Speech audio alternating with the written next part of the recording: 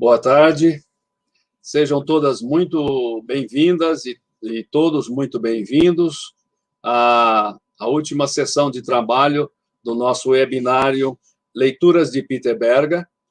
Eu sou Alberto Moreira, professor da Pontifícia Universidade Católica de Goiás, e junto com meu colega Flávio Sofiati, temos o prazer de dar as boas-vindas a todas e todos vocês hoje. Hoje é o último encontro e o ponto alto desse seminário, que fez uma leitura e um diálogo com a obra de Peter Berger. Hoje nós temos o grande prazer e alegria de saudar entre nós um dos maiores especialistas, sem dúvida, o maior especialista mundial sobre a discussão da tese da secularização, da qual Berger foi um dos elaboradores, se bem que tem uma história mais antiga, mas o professor José Casanova hoje nos dá a honra e o prazer de compartilhar conosco o seu grande conhecimento e, sem dúvida, nós vamos perceber também no decorrer da sua fala o tanto que ele tem a nos enriquecer a esse respeito e a respeito de muitos outros temas. Ele vai nos falar em espanhol, mas como ele é um homem, como se diz, poliglota, polivalente, né? Sem dúvida, vai também compreender bem se nós falarmos o português despacito, devagar. Portunhol. Um portunhol. Isso, é isso mesmo. Então, eu vou fazer uma apresentação rápida da extensa ficha de trabalho do professor Casanova, a quem eu, de coração, quero agradecer mais uma vez, porque eu enviei o e-mail para ele, e no dia que ele entrava na aposentadoria, ele me respondeu. Então, mesmo estando em pensão, ou seja, aposentado, ele se dispôs a compartilhar conosco os trabalhos dessa tarde e nos dar essa conferência. O professor José Casanova, ele nasceu em 1951, em Valdealgorfa, uma cidade pequena em Aragón, na Espanha. Ele entrou no seminário, fez graduação em filosofia no Seminário Metropolitano de Saragoça. Depois ele foi para a Áustria, estudou teologia na Universidade de Innsbruck, depois fez o doutorado em sociologia e o mestrado também e o doutorado em sociologia pela New School of Social Research de Nova York, onde o próprio Berger foi professor anos atrás, como vimos ontem na sua biografia. O professor José Casanova é um dos maiores estudiosos do mundo em sociologia da religião, membro sênior do Berkeley Center, onde seu trabalho se concentrou principalmente nos temas da globalização, das religiões e da secularização. Ele também é emérito, professor eméritus agora, da Universidade de Georgetown, onde ele lecionou anteriormente no departamento de teologia e também de estudos religiosos, e no departamento também de sociologia. Então, é alguém que transita muito bem entre esses diferentes domínios. Não vou ler toda a sua ficha, que está disponível, depois nós vamos passar para vocês, os links para o material que ele produziu, inclusive vídeos muito interessantes. Eu tenho aqui a edição alemã de uma das obras dele, em conjunto com Hans Joas e outros professores. O tema era Religião na Modernidade como um desafio global. A pesquisa mais recente do professor Casanova se concentrou principalmente em duas áreas, globalização e religião, e a dinâmica da religião transnacional, migração e aumento da diversidade étnico-religiosa e cultural. Então, nesses temas, ele escreveu muitos livros e, inclusive, cooperou com outras pessoas. A sua obra mais conhecida, que realmente foi algo, digamos assim, que balançou e colocou uma mudança, um ponto de inflexão na teoria sociológica recente, foi Religiões Públicas no Mundo Moderno, no qual ele, de uma maneira, a meu juízo, muito genial, fez uma revisita, ou visitou novamente Weber e destrinchou aí os elementos que, a meu ver, me parecem muito coerentes, não é?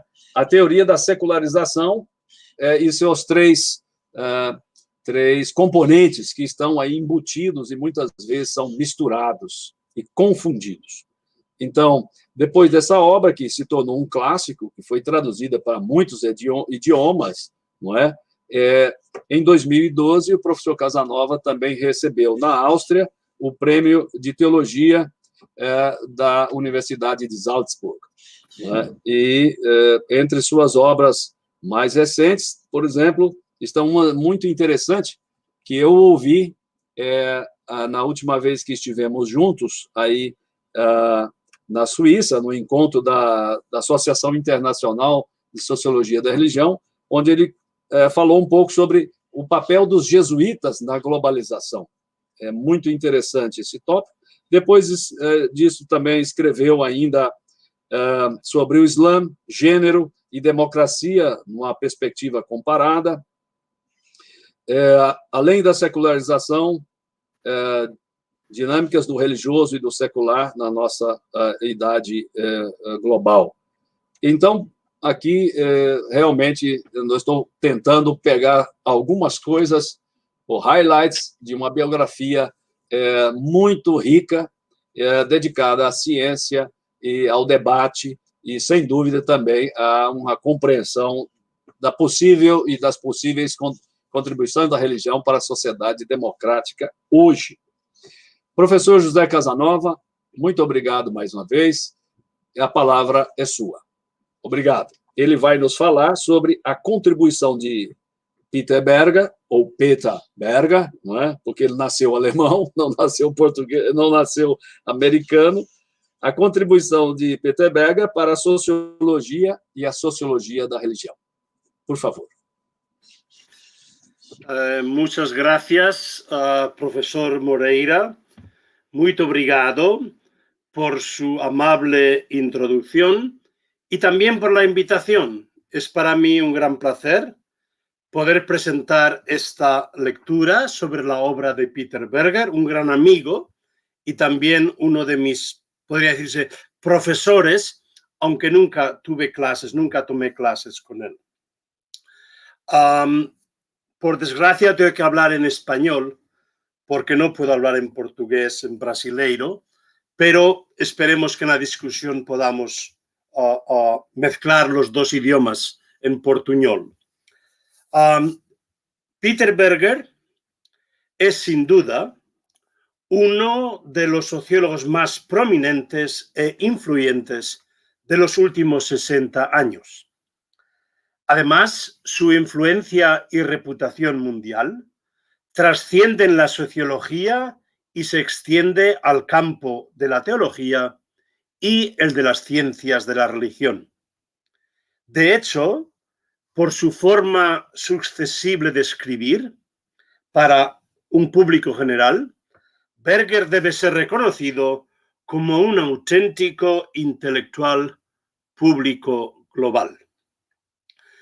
Su reputación sociológica se afirmó muy pronto con la publicación de 3 obras importantes en un espacio de 4 años en la década de los 60. Las 3 obras devinieron bestsellers internacionales que fueron traducidas a docenas de idiomas y todavía siguen en prensa en muchos de estos idiomas. La primera obra, Invitation to Sociology, A Humanistic Perspective, publicada en 1961, puede ser considerada la mejor introducción a la sociología que existe. Solamente The Sociological Imagination, o del sociólogo americano C. Wright Mills, ofrece una visión comparable e igualmente original de la sociología como actividad teórica y crítica y como forma autorreflexiva y distanciada de observar cualquier esfera social. Berger usa en el subtítulo la cualificación humanística con un doble sentido. Metodológicamente, Berger sitúa a la sociología cerca de las humanidades, de la historia, de la literatura, de la filosofía, no tanto como disciplina científica, sino como forma de conciencia y como perspectiva distintiva sobre la condición humana. Además, Berger afirma que la sociología podría servir una función crítica de liberación, a liberar a las personas de ilusiones y ayudándoles a construir una sociedad más humana. Esta era para él la promesa de la sociología.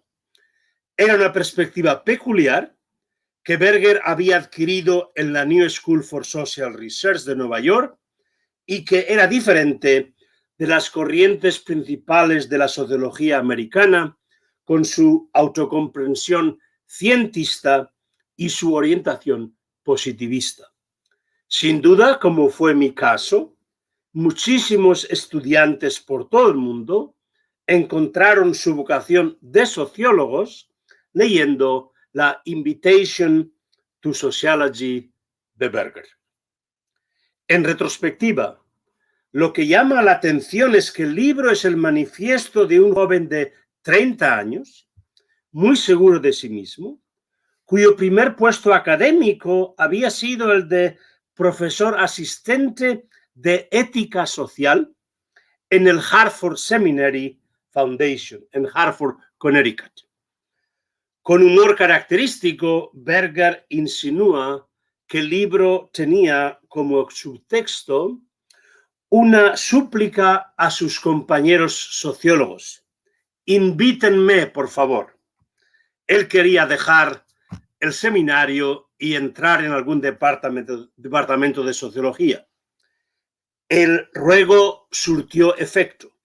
Fue contratado inmediatamente por su alma mater, The New School, en donde Berger había completado su doctorado en 1956 con una tesis doctoral sobre el movimiento Bahá'í de Persia y con el subtítulo Aportación a la sociología de la religión.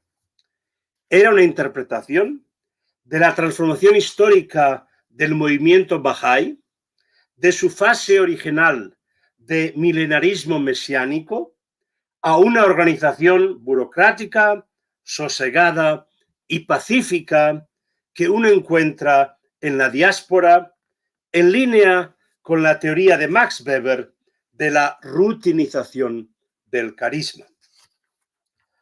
En la New School, Berger se reunió con Thomas Luckmann, su compañero de estudios de los años 50, ahora su colega de facultad en el Departamento de Sociología.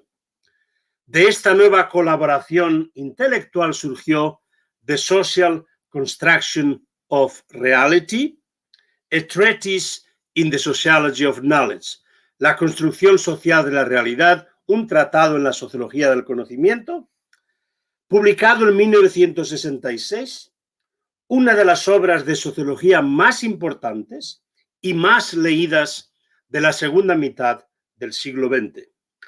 La obra aportó una reorientación radical de la sociología del conocimiento, tal como había sido formulada desde Marx hasta Max Scheler y Karl Mannheim, distanciándola del énfasis en la ideología y en el pensamiento de élites intelectuales. Siguiendo la inspiración de Alfred Schutz, su profesor en la New School, profesor de ambos, Berger y Luckmann insistían que la sociología del conocimiento debía centrarse en todo aquello que pasaba por conocimiento en la vida ordinaria, es decir, Esto suponía no solo una democratización de la sociología del conocimiento, sino también una reorientación hacia la sociología de la conciencia, reubicándola en el centro de la teoría sociológica. El libro ofrecía una nueva teoría general de la sociedad, basada en una tesis sencilla, pero elegante y convincente. Los mundos sociales son construidos y mantenidos a través de una dialéctica constante de tres procesos interrelacionados que Berger y Luhmann denominaban externalización, objetivación e internalización.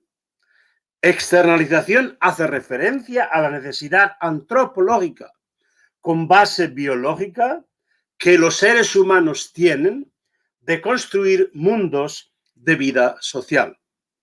Objetivación se refiere al hecho que una vez construido el mundo social adquiere algo así como una segunda naturaleza que es tan real y obstinada para la conciencia humana como cualquier realidad material exterior. A través del proceso de internalización, el mundo social externo es introyectado en la conciencia individual y el individuo es socializado dentro del socialmente construido mundo vital. La originalidad de la obra residía en el uso creativo que Berger y Luhmann hicieron de la fenomenología schutziana, de Alfred Schutz. Pero su mayor relevancia para la sociología dependía de la síntesis afortunada de varias perspectivas teóricas de los clásicos de la sociología que hasta ahora aparecían como opuestas. El primer momento de la dialéctica, los seres humanos producen sus mundos vitales, estaba fundado en la antropología filosófica del joven Marx, complementado con la antropología social del alemán Arnold Gehlen, basada en la biología, y con la Verstehende Soziologie o la Verstehende Soziologie, es decir, la sociología comprensiva de Max Weber.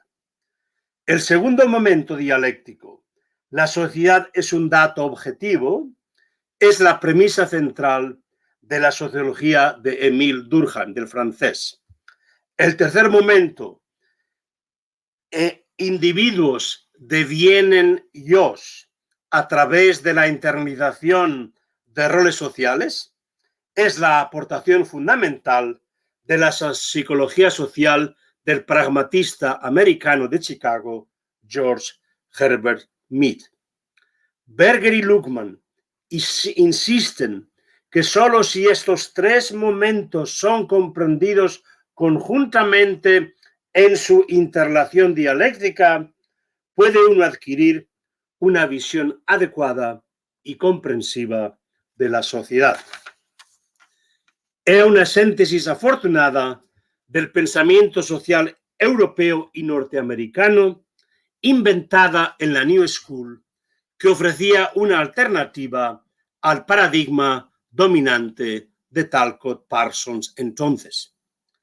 Berger mismo ha indicado frecuentemente que fue la influencia de sus tres profesores más importantes en la New School, Karl Mayer, Albert Salomon, en Alfred Schutz, quienes informaron su concepción de la sociología y las perspectivas teóricas y metodológicas que iban a permanecer como fundamento de su obra a lo largo de su vida.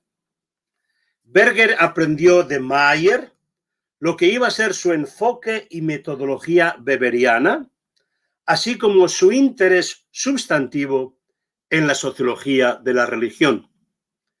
Salomón le introdujo a las raíces históricas de la sociología en la Ilustración y a la escuela de Durkheim.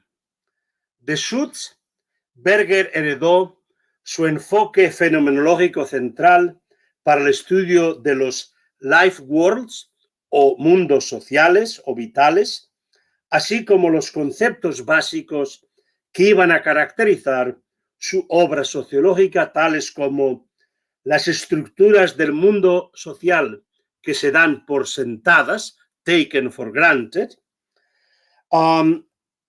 el concepto de realidades múltiples y cómo estas realidades múltiples se organizaban dentro de la conciencia individual y eran comunicadas intersubjetivamente, la realidad suprema y la realidad primaria cotidiana, las provincias finitas de significado o los enclaves diversos dentro de la realidad, tales como los sueños, las experiencias estéticas, los universos de discursos teóricos y, sobre todo para Berger, las experiencias religiosas. Fue a la religión como provincia de significado finito a la que Berger dedicó su siguiente obra, The Sacred Canopy, Elements, con el subtítulo Elementos de una teoría sociológica de la religión. Este libro fue publicado en 1967. 1967. Ya desde joven, Berger había mostrado un interés profundo por la religión.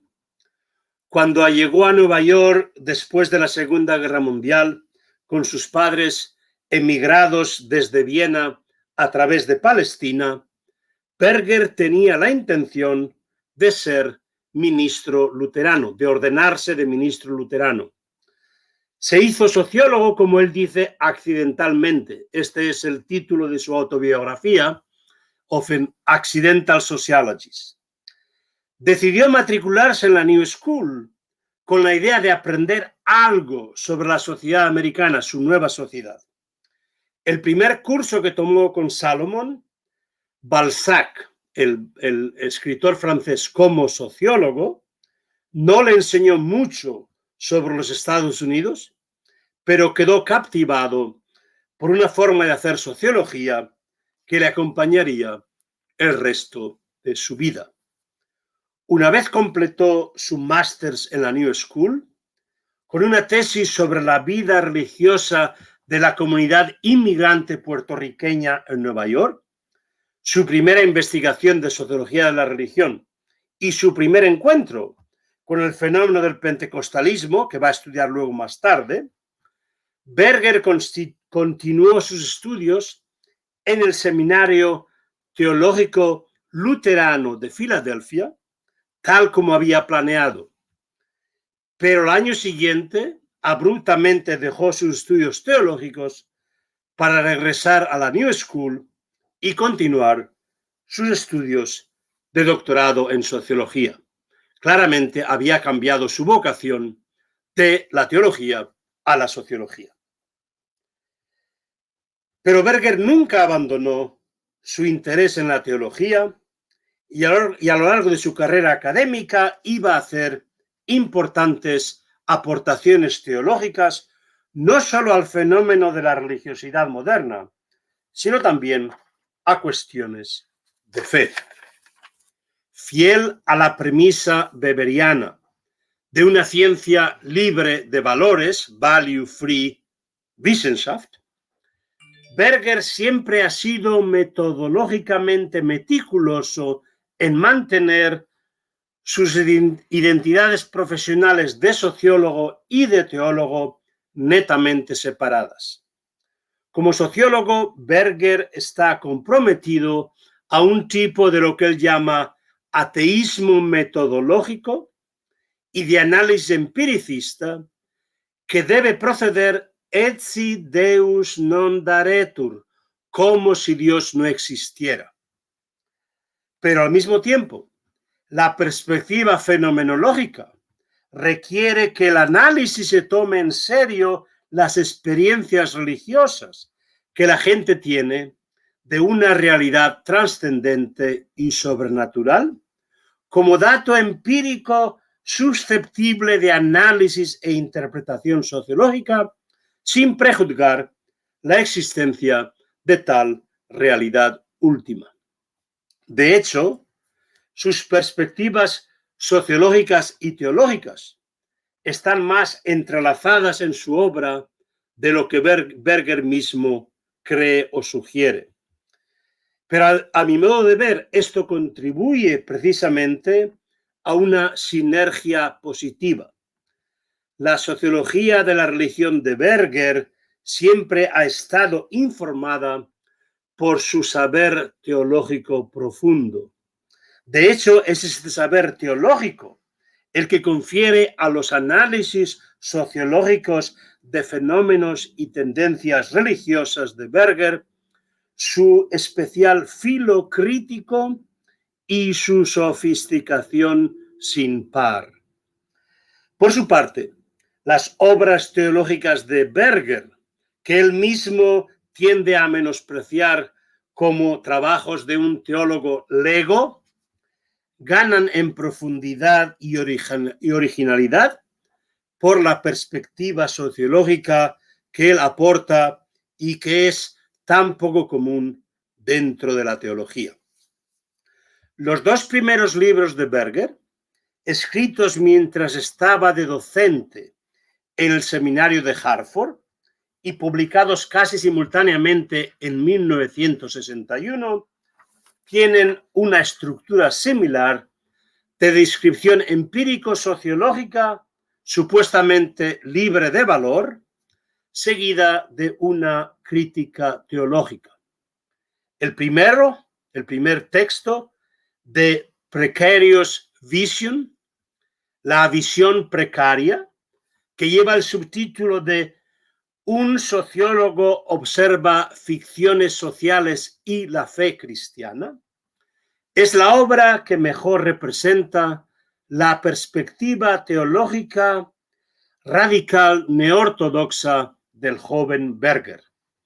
El análisis estaba influenciado por la idea de Bonhoeffer, del teólogo alemán Bonhoeffer, de una cristiandad sin religión, e impregnado de la crítica existencialista sartriana de Sartre, del filósofo francés. El concepto de ficciones sociales en el subtítulo hace referencia al carácter artificial construido de todo orden y de los papeles sociales que permanecen opacos para los individuos mientras permanezcan ocultos tras las legitimaciones religiosas que los normaliza y los naturaliza como plan divino, como la voluntad de Dios. Berger analiza tales tales convenciones sociales como ejemplos de mala fe en el sentido de Sartre. Para el joven Berger, tanto la sociología como la fe cristiana tienen la función de desenmascarar tales ficciones sociales y las legitimaciones religiosas que las sostienen. El segundo texto, The Noise of Solemn Assemblies, o el ruido de asambleas solemnes, con el subtítulo El compromiso cristiano y el establecimiento religioso, extiende un análisis similar a la sociedad de los Estados Unidos. Berger indica que no obstante la separación formal de Iglesia y Estado, según la Constitución americana, de hecho la religión está establecida socialmente y juega un papel legitimador del estilo de vida americano. Desde una perspectiva teológica neo-ortodoxa, Berger argumenta que la religión, o por lo menos el cristianismo, no debería servir para legitimar ninguna sociedad. Cuando Berger publica The Sacred Canopy, el pabellón sagrado, 6 años más tarde, Berger ya habrá abandonado su postura teológica neortodoxa, habiendo adoptado una postura de realismo sociológico sobrio hacia la religión, informada por una visión teológica liberal, no neortodoxa, luterana. La primera parte del libro extiende el análisis básico de la construcción social de la realidad, del libro con Luckmann, al campo de la religión, mostrando convincentemente cómo la religión juega un papel crucial en la construcción y mantenimiento del mundo social, por lo menos en las sociedades tradicionales. En estas sociedades, la religión proporciona el cosmos sagrado o la cosmovisión que sirve como pabellón legitimador del orden institucional. Dado su carácter construido e intergeneracional, todo orden social va a tener que confrontar problemas de lo que él llama plausibilidad, legitimidad y precariedad. Precisamente es aquí donde la religión tiene un papel crucial al poder transformar la contingencia, el hecho de que la sociedad es construida contingentemente, en necesidad, la voluntad divina.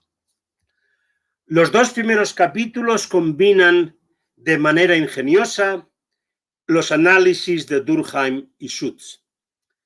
El capítulo sobre la teodicea permanece una lección magistral insuperada, aunque está fundado en el análisis weberiano, lo trasciende con su exposición matizada y perspicaz de motivos cruciales de la teodicea cristiana que Weber pasó por alto. Solamente alguien tan bien versado en tradición teológica cristiana pudo haber escrito tal convincente análisis.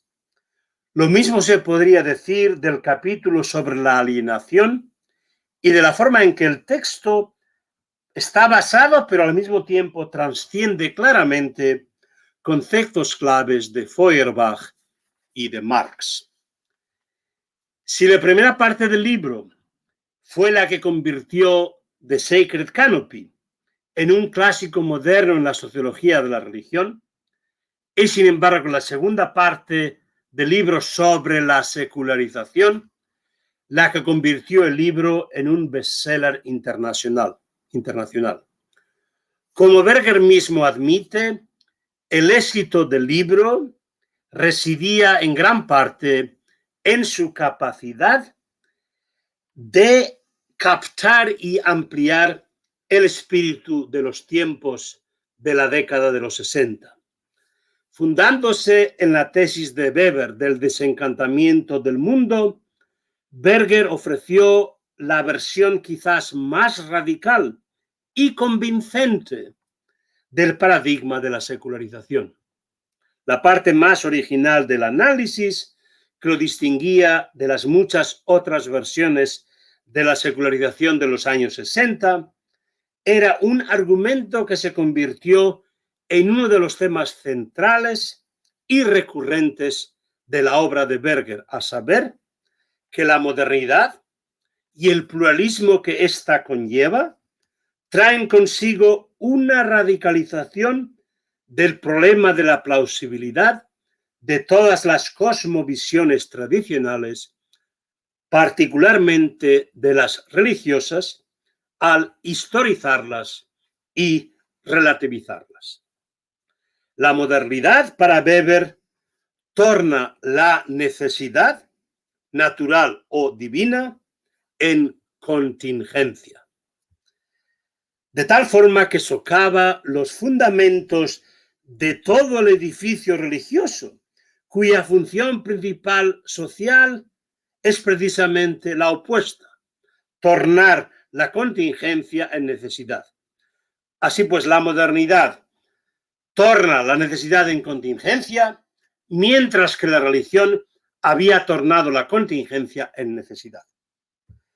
La tesis estaba formulada como un silogismo deductivo convincente que podía predecir con confianza la inevitabilidad o incluso la necesidad de procesos modernos de secularización y la precariedad de la religión en el mundo moderno.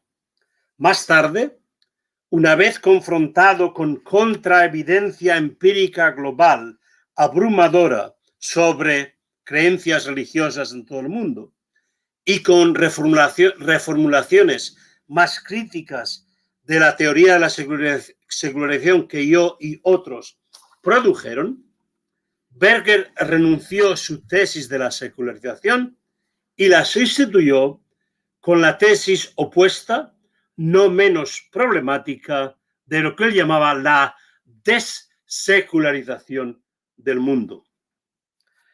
Algo precipitadamente, The Sacred Canopy, el libro, podría leerse como una crítica sociológica demistificante y abrumadora de la religión, de cualquier tipo de religión y de sus limitadas posibilidades de sobrevivir en el mundo moderno. Pero precisamente para prevenir tal injustificada lectura, Berger mismo añadió al libro su apéndice número 2, Perspectivas sociológicas y teológicas. El teólogo, según Berger, tiene la necesidad de confrontar honestamente la relatividad histórica de la religión, de toda religión. Solo entonces podrá uno comenzar la búsqueda dentro de tal variedad de proyecciones de aquello que podía o podría resultar ser señales de trascendencia. Para ayudar a ambos, a la minoría cognitiva de creyentes modernos y a los teólogos profesionales a discernir tales posibles señales, Berger se puso su traje de teólogo lego, él cambiaba sus sombreros, como él dice, de teólogo a sociólogo, y publicó 2 años más tarde, en 1969, su librito A Rumor of Angels, un rumor de ángeles, con el subtítulo La sociedad moderna y el redescubrimiento de lo sobrenatural.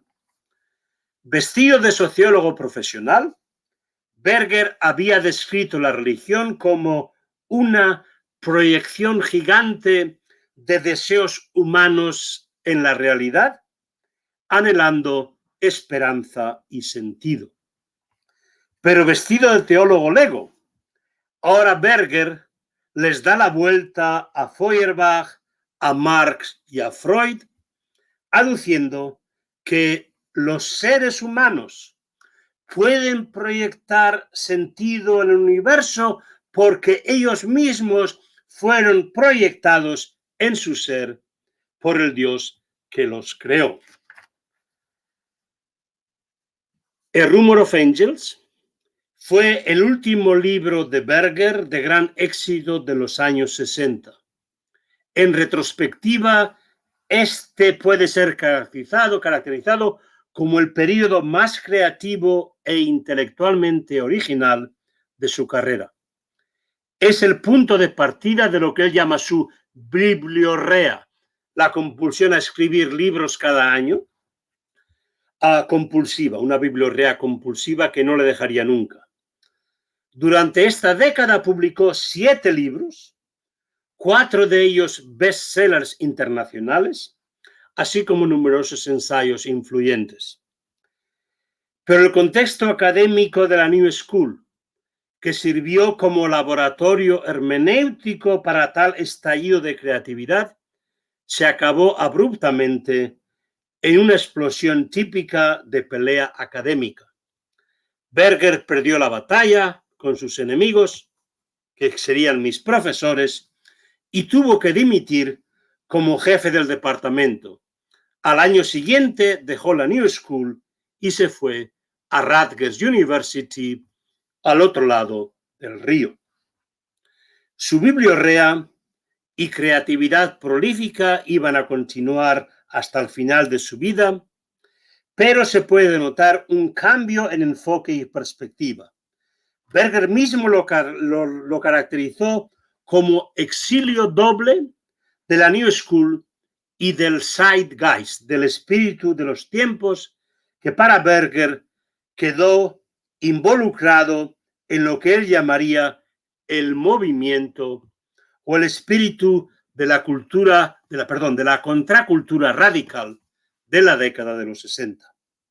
Lo que Berger encontró más alarmante fue que grandes sectores del movimiento, particularmente dentro de las tendencias postmodernas que surgían dentro de las humanidades y ciencias sociales, estaban desarrollando una forma radical de constructivismo social que pretendían que se derivaba de la propia perspectiva crítica y constructivista de Berger, pero que Berger no podía sino rechazar vehementemente en sus consecuencias relativistas y nihilistas. Sin renunciar a su viejo enfoque, Berger le dio una interpretación más conservadora, alegando que la sociología era radical en su perspectiva desmitificadora, pero conservadora en sus implicaciones prácticas. Empezó a denominarse a sí mismo conservador y fue asociado con lo que se llamaría el movimiento neoconservador de los años 70. Entabló una gran amistad personal e intelectual con Richard Neuhaus, que fue tan determinante para la obra de Berger en los años 70 y 80, como lo había sido la amistad con Luhmann para la década de los 60. Voy a saltar por encima las obras de Berger de los años 70, su fase de Rutgers, que son principalmente contribuciones a la sociología de la modernización y del desarrollo, entre ellas The Homeless Mind, Modernization and Consciousness de 1973, en Pyramids of Sacrifice, Political Ethics and Social Change de 1974, que no tuvieron tanta recepción como sus obras anteriores. Más influyentes, tanto desde el punto de vista discursivo como políticamente, fueron dos textos que Berger publicó con Neuhaus. El primero, The Hartford Appeal for Theological Affirmation, firmado por un grupo de teólogos de varias denominaciones, era una llamada a resistir el secularismo dominante entre las élites que marca el comienzo del replanteamiento de la teoría de la secularización por parte de Berger. El segundo documento, To Empower People, Mediating Structures and Public Policy, fue una intervención de 1977, fue una intervención mucho más influyente en las llamadas Culture Wars y en los debates políticos sobre el estado de bienestar que estaban sucediendo en los Estados Unidos en la década de los 70. El texto tuvo cierta influencia en algunas de las políticas de la nueva administración de Ronald Reagan y en la introducción posterior de las así llamadas iniciativas de fe, sobre todo en la presidencia del presidente Bush, así como en el discurso de la sociedad civil y de las estructuras mediadoras entre el Estado y los individuos. En 1979, Berger publicó The Heretical Imperative, el imperativo herético, con el subtítulo Posibilidades contemporáneas de afirmación religiosa, que continuaba la reevaluación crítica de la teoría de la secularización. La idea central es que la modernidad obliga necesariamente a tomar decisiones, a elegir, de tal modo que la transición a la modernidad puede entenderse como una gran transformación de la condición humana, del destino a la libre elección. La religión, o en su forma fundamentalista, o en su modo o forma liberal acomodadiza, son dos de las opciones posibles, además de otras opciones seculares. Ese mismo año, en 1979, Berger dejó Rutgers University en New Jersey para irse primero a Boston College en Massachusetts y luego en 1981 a la Universidad de Boston, donde él estaría hasta el fin de su vida. Allí, en 1985, se estableció el nuevo Institute for the Study of Economic Culture, ISEC, luego rebautizado como el Center on Culture, Religion and World Affairs, o CURA, del que Berger sirvió como director por 24 años. La productividad prolífica de Berger iba a continuar, pero con un nuevo carácter. En expresión propia de Berger, dejó de ser solista y se convirtió más en dirigente de orquestas. Tuvo gran éxito en reunir varias orquestas de investigadores trabajando en numerosos proyectos por todo el mundo, o individualmente o colectivamente. Tres áreas de investigación en particular merecen mención por su importancia y resonancia. La primera, la transformación post-apartheid en África del Sur. La segunda, la investigación de los llamados dragones confucianos en el desarrollo económico de los países del este asiático, la China, Singapur, Japón, Corea, Taiwán. Y tercero, la expansión global del pentecostalismo. En mi presentación de hoy voy a dejar a un lado las dos primeras áreas de investigación para dedicar solo un par de observaciones sobre la tercera área, que es muy importante para el Brasil, es decir, las muchas investigaciones sobre la expansión global del pentecostalismo que fueron patrocinadas por el instituto dirigido por Berger. Parte de la obra de David Martin, el gran sociólogo inglés de la religión, que ha contribuido tanto al estudio del pentecostalismo latinoamericano, fue patrocinado por el instituto, por CURA, aunque el enfoque de Martin era mucho más amplio que el enfoque de Berger, que estaba casi reducido a la cultura económica de grupos pentecostales. Este enfoque más reducido de Berger, siguiendo la tesis de Max Weber sobre la ética protestante y el espíritu del capitalismo, está bien captado en el eslogan que Berger solía repetir, que Max Weber sigue vivo y sano y está viviendo en Guatemala. Esta es una frase típica de Berger, que ya la escuché por lo menos 20 veces. Sin duda, la explosión de comunidades religiosas pentecostales en Latinoamérica son de un significado histórico muy importante para toda la región. Pero se puede cuestionar si la insistencia en Guatemala sirve de buena ilustración para la tesis de Berger. Guatemala, junto con Honduras, tienen la mayor proporción de evangélicos pentecostales de toda Latinoamérica, entre 1/3 y la mitad de la población. Pero difícilmente pueden ambas sociedades ser caracterizadas como historias de éxito económico. De las muchas obras de Berger de la época de Boston, solo quiero mencionar 2 volúmenes colectivos y 3 obras escritas por él. Junto con Samuel Huntington, Berger dirigió un proyecto sobre Many Globalizations que apareció con el subtítulo Diversidad cultural en el mundo contemporáneo, publicado en el año 2002.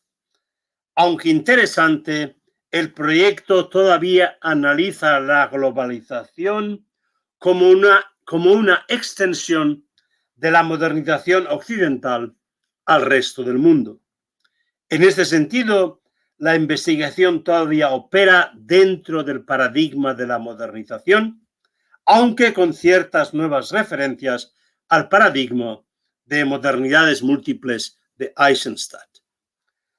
Teóricamente más importante es la obra escrita conjuntamente con Grace Davis, la socióloga inglesa, y con la socióloga greco-francesa Effie Focas. Religious America and Secular Europe, con cuestionamiento, con el subtítulo Un tema y variaciones. Es publicado en 2008. Es un intento de explicar comprensivamente las dos modernidades distintas, religiosas y seculares, de Estados Unidos y de Europa continental, separadas por el Atlántico Norte. El libro recapitula muchos de los temas que se solían tratar bajo el concepto del excepcionalismo americano, pero como indica Grace Davis, desde una perspectiva comparada global, es la secularidad excepcional de Europa la que necesita de una explicación. Sin ofrecer una respuesta del todo convincente, el libro, sin embargo, plantea la pregunta correctamente. La pregunta importante no es ¿por qué el resto del mundo es todavía tan religioso?, sino más bien ¿por qué Europa es tan secular? Esa es la verdadera cuestión. Voy simplemente a mencionar, sin comentarios, dos importantes obras de Berger de su época de Boston que tratan del fenómeno religioso. La una es un libro muy curioso, lleno de chistes y de anécdotas cómicas de todas las culturas del mundo, con el título Redeeming Laughter, la risa redentiva, con el subtítulo La dimensión cómica en la experiencia humana. Este libro fue publicado en 1997. En 2004, Peter Berger publicó un libro de teología Lega, con el título Questions of Faith, A Skeptical Affirmation of Christianity. A modo de conclusión, quisiera ofrecer un par de comentarios sobre la última gran obra de Berger, The Many Altars of Modernity, Toward a Paradigm for Religion in a Pluralist Age, publicada en 2014, un par de años antes de su muerte, que, como yo sé, ustedes ya han tratado en esta conferencia o en esta reunión de conferencias en estos 2 días. De algún modo es esta una obra en la que Berger estuvo trabajando los últimos 20 años de su vida, intentando encontrar la respuesta adecuada a la cuestión ¿qué es lo que sigue siendo plausible y lo que ya no es sostenible de su tesis de secularización de los años 60? Esta es la pregunta que él se hace en este libro y es un poco lo que sería el argumento definitivo de la obra de Peter Berger. La aportación más importante de la reformulación que Berger ofrece de su tesis es que el nuevo paradigma ha de ser capaz de dar cuenta de dos pluralismos distintos. es decir, de la coexistencia de diferentes religiones, el pluralismo multirreligioso, y de la coexistencia de discursos religiosos y seculares, del pluralismo religioso secular. Pero en mi opinión, el nuevo paradigma de Berger todavía está demasiado ligado y todavía no ha sido capaz de romper con la teoría eurocéntrica de la modernización occidental, que presume que la modernidad misma es la portadora o catalista de ambos tipos de pluralismo, del pluralismo multirreligioso y del pluralismo religioso secular. Se puede argumentar, sin embargo, y es la tesis que yo he propuesto en mis obras más recientes, que la modernidad europea es ciertamente portadora o catalista del segundo tipo de pluralismo moderno, es decir, del pluralismo secular religioso, pero no del primero, del pluralismo multirreligioso. Como muy claramente la historia de Europa muestra, antes de la llegada de los nuevos inmigrantes en la década de los 60, todas las sociedades continentales europeas estaban caracterizadas por, como podría decir, homogeneidad religiosa, o una sola religión con unas pocas minorías, o dos religiones establecidas, pero no por un verdadero pluralismo religioso. El proceso excepcional de la secularización europea demuestra ampliamente que la modernidad europea en sí no contribuye al pluralismo religioso. Berger necesitaría de un factor adicional o de un marco nuevo analítico para comprender y explicar la emergencia de un sistema global de pluralismo religioso. En mi opinión, es la teoría de la globalización la que puede aportar tal marco analítico nuevo. Por eso yo me he dedicado en la última década a estudiar la primera globalización y las misiones globales jesuíticas o jesuitas. Yo me refiero, pues, no a la globalización presente, sino a la globalización histórica, a la primera globalización de los siglos XVI y XVII, cuando el mundo se hizo verdaderamente un globo navegable, una globalización que de hecho precede y es anterior a la modernidad secular occidental, y es cuando el pluralismo religioso global empieza a formarse. Y, por otra parte, a la globalización presente, que continúa de forma más acelerada y transformada y transformadora después de la fase de la modernidad hegemónica occidental. La importancia adicional de la última obra de Berger, The Many Altars of Modernity, los muchos altares de la modernidad, reside en el hecho que el texto recobra y reafirma tanto el discurso como muchos de los conceptos fundamentales de su análisis fenomenológico de los años 60. Esto se hace particularmente notable cuando Berger examina la emergencia de esferas o realidades múltiples, seculares y religiosas que coexisten tanto en el espacio social como en las conciencias de los individuos. En ese sentido, el libro representa un apto y conciso resumen, así como la culminación de más de medio siglo de una labor científica productiva y altamente influyente. Muchas gracias por su atención. Profesor Casanova, muchísimas gracias por su rica y profunda ponencia. Estou certo que todos aí que nos ouvem e assistem no Brasil inteiro, nós temos uma rede de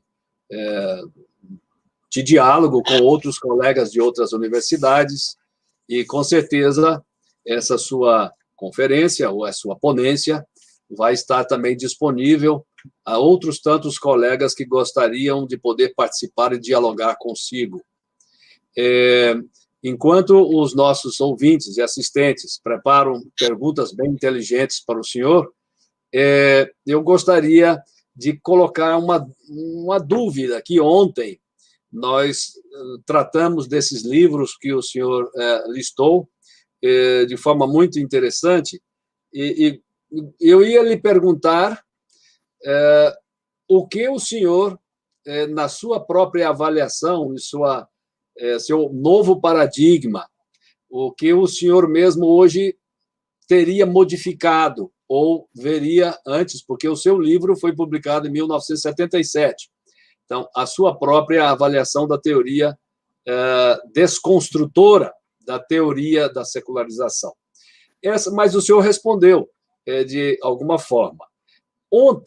Ayer, esteve nos debates essa dúvida que eu vou lhe colocar. O senhor poderia nos falar um pouco mais do Peter Berger e da sua militância política junto ao governo dos Estados Unidos, de organizações da direita norte-americana, como o The Institute on Religion and Democracy, ou outros? De fato, nós não temos aqui, eu não tenho, e outros colegas também não sabiam dizer uma resposta a isso. Só para esperar um pouco as perguntas que, com certeza, estão vindo do público. Sí, claramente, él mismo lo reconoce en su autobiografía, que él tuvo la misma conversión que muchos pensadores de izquierdas marxistas que fueron asustados por el movimiento estudiantil. Es decir, se volvieron neoconservadores. Es un poco lo que pasó a Ratzinger, que era un teólogo liberal, sí, y como respuesta a ese movimiento se hizo un teólogo conservador. Eso mismo le pasó a muchos profesores en Estados Unidos. Adorno también, de alguna forma. Y es parte de esa un poco reconocimiento, pero sin querer reconocerlo, de que la tesis más radical postmoderna está fundada en la tesis constructivista de Berger y Luhmann. Pero la posmodernidad saca de esa tesis consecuencias relativistas y nihilistas que Berger no quiere aceptar. Y entonces lo que hace es un poco formular su tesis de que la sociología sí es radical en cuanto a su labor desmitificadora, de ver que la sociedad es construida, pero es conservadora en reconocer la necesidad de mantener las estructuras sociales sin destruirlas. En ese sentido, él intenta mantener esa síntesis. También se puede decir que fue quizá la colaboración con su mujer, Brigitte Berger, y con su cuñado Kellner. Los tres tuvo school. Hubo entre el otro grupo de profesores y Berger, que quería atraer precisamente a su mujer y a su cuñado como miembros de la Facultad de Sociología de la New School, y que eso les llevó a tener una cierta, de alguna manera, ruptura. Lo que él dice es un éxito doble, éxito de la New School y de lo que la New School representaba, perdón, exilio de la New School y exilio del pensamiento más radical de los años 60 que él había representado. Por eso. Muy bien, muy interesante. Yo me quedé pensando también si no fuera posible que, o sea, cuando viene a Estados Unidos, también la gente del grupo del Circo de Viena, del positivismo lógico, también viene a Estados Unidos y a Londres. Von Mises y otros, Carnap, Schlick, si a lo mejor no hubiera ahí un legame, una ligación entre esta de tradición. No, él vino precisamente a la New School y no a Colombia, donde habían ido los positivistas vieneses. Es decir, sí. la escuela positivista vienesa, Wittgenstein va a Londres, pero son los más estatistas, matemáticos, los que informarán la sociología cuantitativa en Colombia. También a Colombia van a ir, la escuela de Frankfurt va a ir a Colombia. A la New School vienen sobre todo los weberianos, Karl Mayer y Alfred Schutz. Y hasta cierto punto, Albert Salomon, que tiene más tendencias neomarxistas y francesas de la Ilustración. Pero es una tradición distinta la que entra en la New School, que luego va a introducir en la escuela de Frankfurt, más tarde Hannah Arendt, pero eso viene más tarde, después ya de que Peter Berger y Thomas Luhmann se han ido de la New School. Ajá. Muy bien. Muchas gracias. Muy interesante. Yo tendría tantas otras cuestiones, pero espero que vamos ter outras oportunidades de ter o senhor aqui conosco. Agora vamos ouvir aqui os nossos colegas e as suas perguntas. Flávio, talvez você possa nos ajudar, que eu não estou vendo aqui. Sim, agora tem uma. Bom, sí, una pregunta Berger sobre... fue influenciado. No, sí. Así como David Martin sí que fue influenciado en su posición religiosa, Peter Berger siempre insistió que él siempre se quedó un luterano liberal. Nunca tuvo sentimientos, aunque él reconocía la validez empírica de esas creencias sobrenaturales, él nunca las tuvo. Entonces, para él, como he dicho, el primer encuentro con el pentecostalismo fue cuando él estudió la religiosidad de los inmigrantes puertorriqueños en Nueva York en los años 50 y 60, que no estaba relacionada, él todavía no había habido estudios de la relación con la Azusa Street Revival. Esos estudios vendrían más tarde. Y sobre todo, él todavía no estaba interesado en la expansión del pentecostalismo en Brasil y en Latinoamérica, que había comenzado ya tan pronto después de la Azusa Street de los años 1905 y 6. Entonces, en ese sentido, fue David Martin el que verdaderamente, de alguna manera, le influyó en comprender que esto era un fenómeno global muy importante. Muito interessante. Confirmando isso, eu estou aqui com o texto do David Martin, que escreveu sobre Peter Berger. Ele diz exatamente isso. E quando ele diz aqui que o Peter wrote a forward for my tongues of fire, né? É aquela frase famosa, né? Max Weber is alive and well and living in Guatemala City. Bom, muito interessante. Bom, sí, outras questões. Perdone, antes de responder a su pregunta, Flavio, si les interesa, hay un libro muy interesante sobre la sociología de la religión de David Martin, editado por el gran sociólogo alemán Hans Joas, donde yo he escrito un trabajo analizando la tesis sobre el pentecostalismo latinoamericano de David Martin, que yo hago una crítica bastante importante, lo que llamo las dos revoluciones o reformaciones, la reformación protestante y la reformación católica, que fueron paralelas y que hicieron posibles la una a la otra. La pregunta de Flavio, sí, eso es verdad. Para la sociología de la religión, Berger fue importantísimo en los años 60, 70, pero luego él dejó la sociología en sí. Cuando se fue a Boston, él primero estaba en el departamento de sociología, pero luego tuvo también una lucha ahí con los sociólogos y se fue precisamente con el que había venido de la New School, con Wolf, y pasó a formar este instituto. Y desde entonces él prácticamente había dejado de colaborar con sociólogos. Él no iba a ninguna reunión de sociólogos. Yo fui el primero que le invité cuando yo fui jefe del departamento de sociología en la New School a que regresara a la New School. Y cuando yo fui presidente de la Asociación de Sociología en la Religión, el que le invité a que viniera a dar la conferencia en esa reunión del año 2000. Y fue cuando por primera vez en 20 años Berger volvió a una reunión con sociólogos de la religión. De ese momento, él volvió a tener más relaciones con los sociólogos de la religión en los Estados Unidos. Muy bien, interessante. Então, muito bem. Mais uma questão? Então, en su opinión, Berger logró... La pregunta si él conseguía equilibrar su orientación religiosa luterana sí. Y las ciencias sociales que producía. Él creía que sí, estaba convencido que sí. Yo creo que había cierta tensión.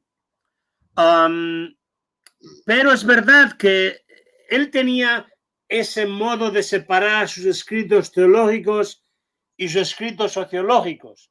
Creo que sin necesidad, que verdaderamente él podía, yo por lo menos nunca los separo tan claramente, creo que tienen que estar entrecruzados, pero por su, digamos, presuposición metodológica del ateísmo ateo, intenta separar los dos, pero creo que sí, que de alguna manera su postura liberal luterana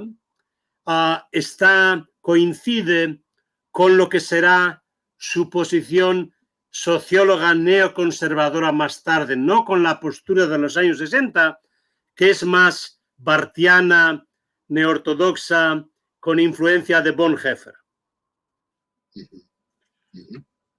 Muito bem. Mais questões?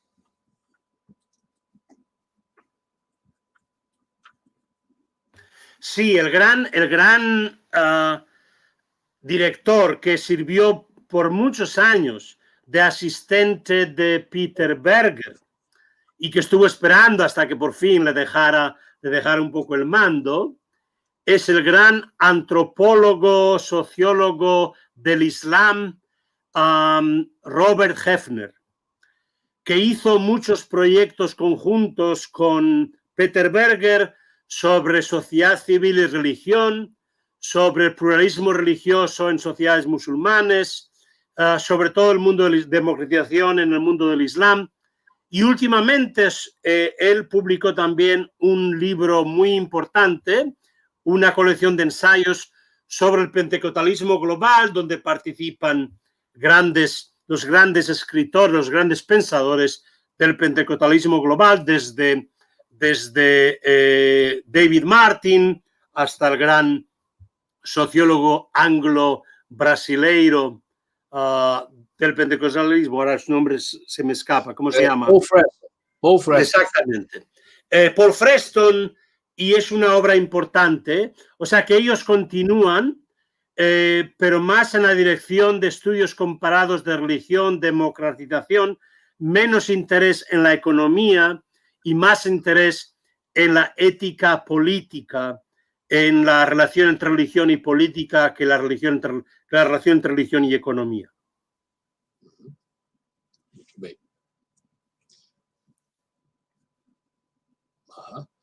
Uma pergunta? La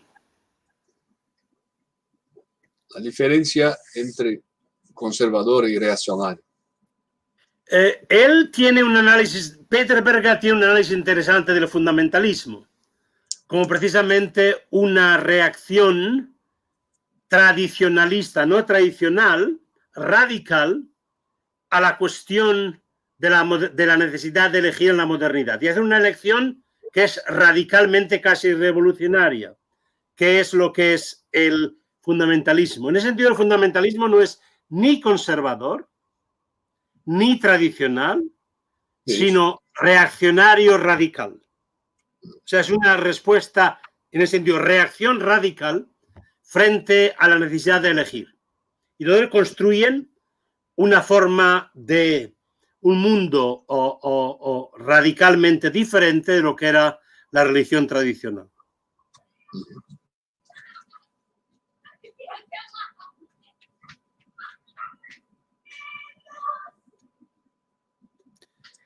Él, como saben ustedes, él fue un gran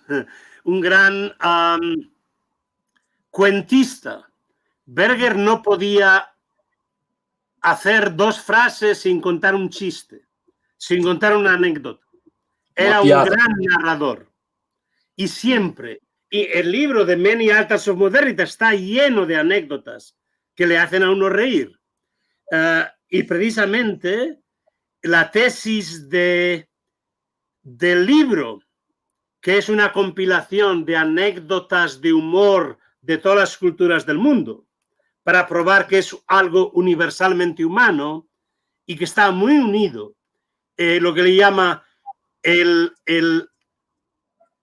esta forma de ser cómica, el humor, es una manifestación de la necesidad trascendente de la humanidad. Por eso le llama al libro la risa redentora. La risa es una manifestación, el humor es una manifestación de la hambre de trascendencia de la humanidad. Y naturalmente hay todo tipo de humor, pero él como judío, su padre había sido judío convertido al cristianismo, al luteranismo en Viena. Su humor es muy judío.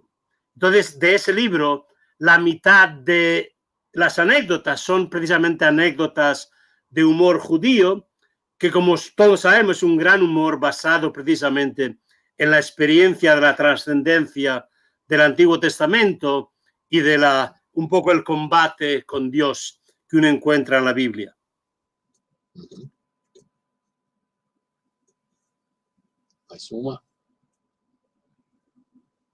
Bueno, esto nos llevaría a tener que escribir toda una charla. Yo tuve muchas discusiones con Peter Berger sobre estos temas.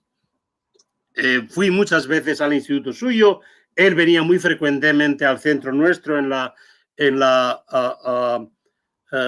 Berkeley Center en Georgetown, y llevábamos la idea en los últimos años de su vida de colaborar en proyectos conjuntos, pero nunca se llevaron a cabo. Y al final de su vida se hizo difícil trabajar con él, también por sus problemas de salud y sobre todo la salud de su mujer, Brigitte.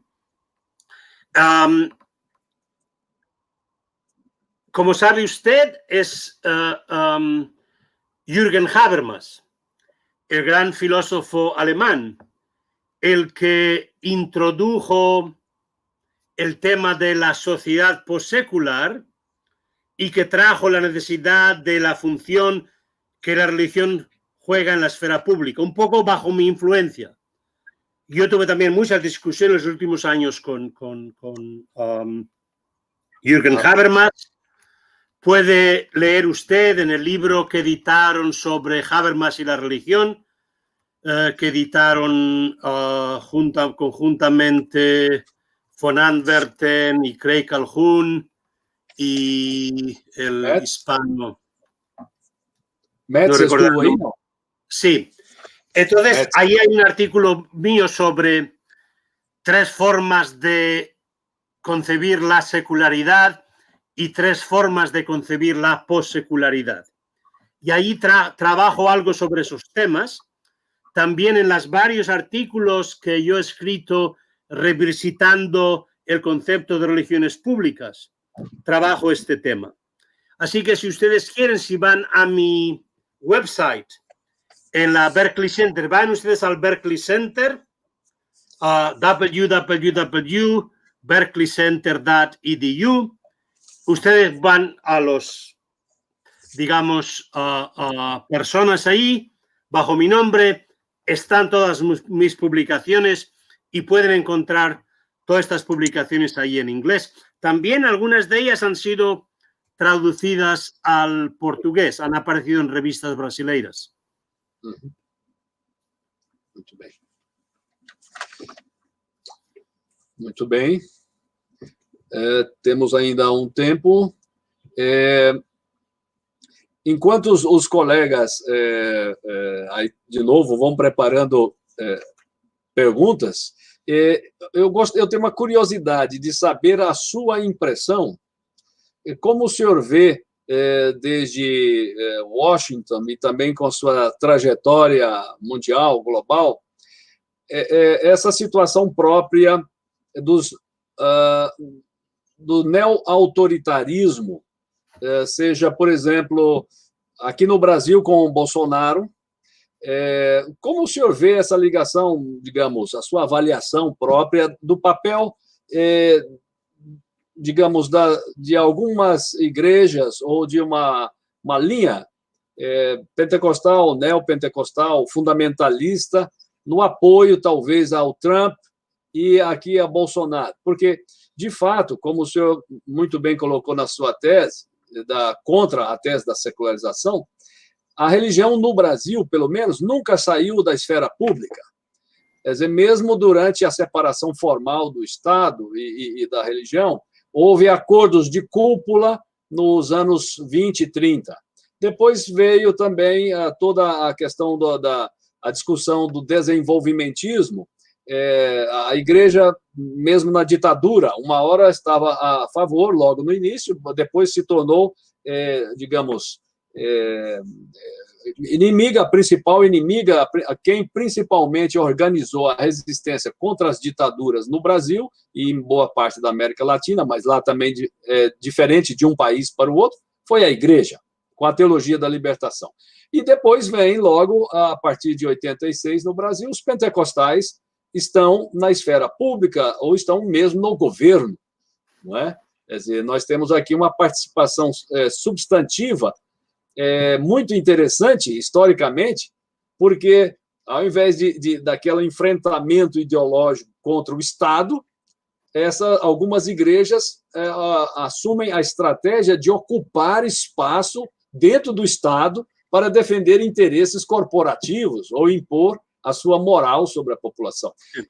Olhando essa problemática mais de longe, que impressão lhe dá? Qual é como o senhor avalia isso? Se é possível fazer um paralelo com a experiência do Trump nos Estados Unidos? Sí. Bueno, claro, es una pregunta muy, muy, muy amplia. Yo llevo los últimos 20 años, llevo trabajando muchos de estos temas y últimamente, sobre todo, muchísimas conferencias y charlas y escritos sobre populismo, democracia, religión. Claramente, cuando yo escribí el libro Religiones Públicas en el Mundo Moderno, el capítulo de Brasil trata sobre la Iglesia Católica y su papel en la transición. Pero el capítulo del evangelismo en los Estados Unidos, sobre todo de la emergencia de la derecha cristiana con la elección de Ronald Reagan, de Moral Majority, ya de alguna manera anticipaba esa transformación, pero en aquellos momentos yo todavía analizaba el papel público de los evangélicos en la esfera pública americana a nivel de sociedad civil, todavía no a nivel de sociedad política o de Estado. Claramente, últimamente también en los Estados Unidos, esas tres esferas analíticas, sociedad civil, sociedad política y Estado, que yo quería diferenciar, claramente están mucho más entrecruzadas y la derecha cristiana hoy día está en los tres. Está no solo en la sociedad civil, sigue estando, pero está en la sociedad política. El Partido Republicano está basado en la base del Partido Republicano, son los evangelistas, y naturalmente con la presidencia de Reagan están en la White House, en la Casa Blanca. Pero naturalmente a eso hay que añadir globalmente procesos que encuentras en todo el mundo del Islam, a Erdogan en Turquía, en Filipinas totalmente distinto contra la Iglesia Católica, también parecido a la situación de Bolsonaro en Brasil, con ¿cómo se llama el dictador o el autoridad? Exactamente. Pero en la China, en la India, con Modi y sobre todo en Rusia, En Sí, Rusia, sí. lo más interesante ahora es la coalición global entre evangélicos protestantes y la Iglesia Ortodoxa rusa en contra de lo que llamarían el liberalismo, el secularismo, el feminismo, de el discurso de los derechos humanos y de la Unión Europea. Y esa hubiera sido la coalición que intentaron hacer también con la Iglesia Católica. También hay católicos conservadores que están en contra del Papa, que se unen a esa coalición, como Stephen Bannon ha tratado de Sí, sí. movilizar a la Liga del Norte en Italia o al partido Vox en España. Pero con este Papa Francisco esa coalición no se ha dado, porque el Papa Francisco está, de alguna manera, piensen en el partido Vox en España. Es un partido antifeminista, antimusulmán como antiinmigrante y anticatalán. Eso es lo que ha dado, naturalmente, es lo último lo que le ha dado la fuerza en España. Pero esa coalición antifeminista, antiinmigrante frente al Islam es lo que querían precisamente hacer Stephen Bannon, unir en Europa, Estados Unidos y Rusia. Rusia está jugando un papel importantísimo en esta coalición global, pero le falta precisamente, sobre todo a través de The World Congress of Families, el Congreso Mundial de las Familias, que tienen casi cada año reuniones en varias partes del mundo, o en la Europa del Este o en países católicos, un par de veces en Estados Unidos. Pero es sobre todo la ausencia del Vaticano y de la Iglesia Católica el que es el punto flaco de esta coalición, también su antimusulmanismo. Como son tan antiislámicos, es muy difícil hacer la coalición, mientras que el Papa está más interesado en hacer coalición con los musulmanes que con la Iglesia Ortodoxa o con los evangélicos americanos. Interessante. Bom, nós estamos, então, quase chegando à nossa hora. Talvez mais uma pergunta ou duas, no máximo, para não cansarmos também. Aí nós nos propusemos a manter aí o horário, 1h30. Então, mais uma pergunta, si for el caso. Es una pregunta muy importante porque Peter Berger, sobre todo durante su estancia en los años 70 en Rutgers, una vez se hizo más neoconservador, sus artículos, sus trabajos sobre desarrollo y modernización se hacen muy capitalistas, procapitalistas. Entonces, hay una fusión que se encuentra también en los neoconservadores católicos americanos, sobre todo Novak, coalición entre la idea de cristianismo, capitalismo, desarrollo, modernización, y eso está luego, es lo que le lleva a Berger a estudiar los dragones confucianos en el este asiático.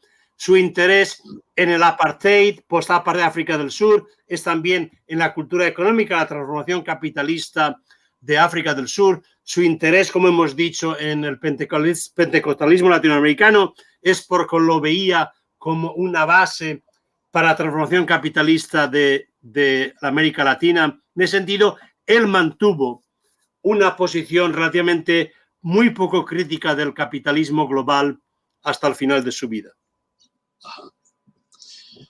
Muito bem. Então, muitíssimas graças, professor Casanova, mais uma vez. Eu vou, então, aqui pedir ao colega Flávio Sofiati que, com a sua permissão, e também estamos encerrando essa parceria, esse trabalho conjunto entre o entre o Núcleo de Estudos da Religião da Universidade Federal, aqui em Goiânia. Goiânia é uma cidade que tem cerca de 1.500.000 pessoas. Há uma universidade pública federal, há uma universidade pública estadual e há a Pontifícia Universidade Católica, onde eu estou, e o colega Flávio Sofiati está na universidade pública. Nós dois coordenamos núcleos de estudos da religião. E esses dois núcleos que organizaram esse webinário, que agora teve a honra e a alegria de contar com a sua fecunda e amável e bem-humorada contribuição. Então, muito obrigado mais uma vez. E, Flávio.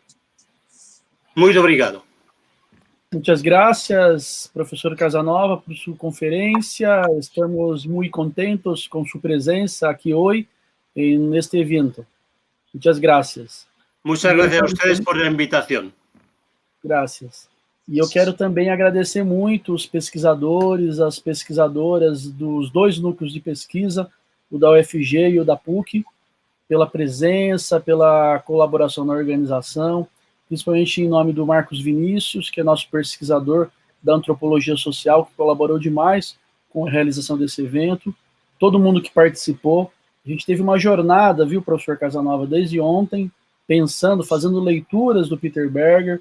Começamos com uma mesa com a professora Eliane Gonçalves, socióloga aqui do meu departamento, depois uma conferência com o professor Alberto Moreira, e em seguida 2 mesas redondas com professores da UEG e dos institutos de pesquisa aqui do estado. Então foram, enfim, foi uma jornada esses 2 dias, e que terminou, enfim, de forma muito graciosa com a sua presença aqui hoje, e nós estamos realmente muito felizes com esse desfecho. Muito obrigado mesmo, muito obrigado a todos e todas e todos que participaram conosco dessa viagem em torno da obra do Peter Berger. Yo les felicito por su iniciativa tan importante. Me alegro de que haya sido fructuosa y espero que continúen iniciativas como estas en el futuro. Y saludos sobre todo a los jóvenes pesquisadores brasileiros. Muito bem. Lembrando só, Flávio, que o professor Casanova me mandou o texto e nós esperamos publicar um dossiê próximo ou numa das nossas revistas. Vamos juntar essas contribuições e publicar. E, como eu disse, também está lá, eu passo depois para vocês os endereços eletrônicos onde se encontram muitas contribuições do professor no Berkeley Center, né? Onde nós já visitamos algumas vezes. E também a gente espera poder contar com a participação dele em outros momentos para falar das suas próprias pesquisas. Nós já falamos ontem, mas continuaremos. Muito obrigado. Muito obrigado. Adiós a todos. Graças a Deus. Boa tarde. Tchau.